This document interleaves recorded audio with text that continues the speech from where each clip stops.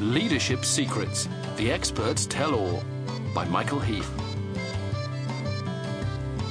A memorable leader for the right reasons. Over the last 50 years, there have been over 1,000 studies to establish what leadership is, how leaders behave, what traits they have. I don't have much time for them, and nor should you. Instead, I've filled this book with the convictions, skills, beliefs, and techniques that great leaders need.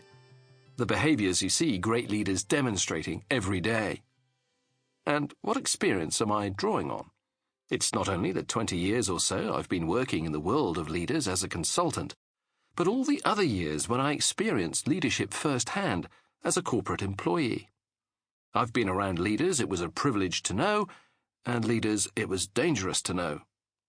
Both extremes, and all the leaders in between, provided me with insights into what really great leadership is. So, I've done all of the research for you. If you're a leader or an aspiring leader, then let us spend some time together.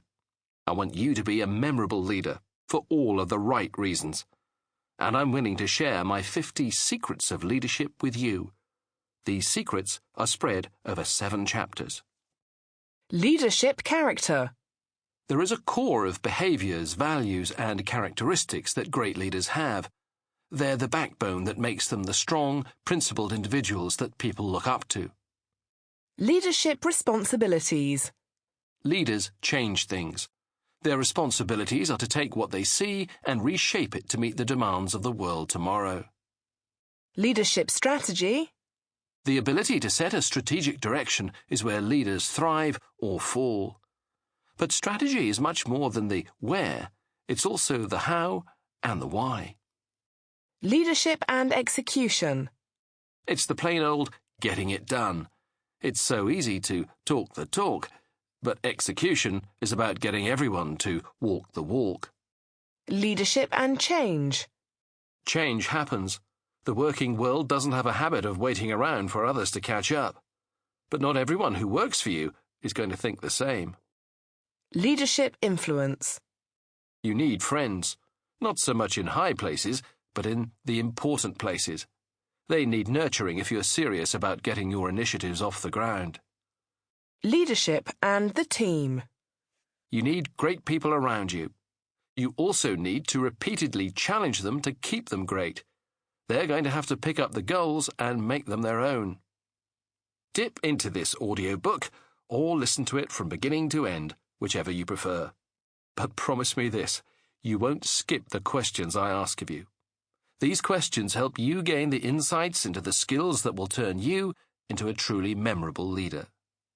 Great leaders leave their values in the hearts of those who worked for them.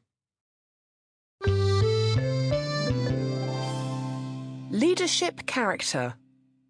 There are different styles of leadership, but all of them depend on character.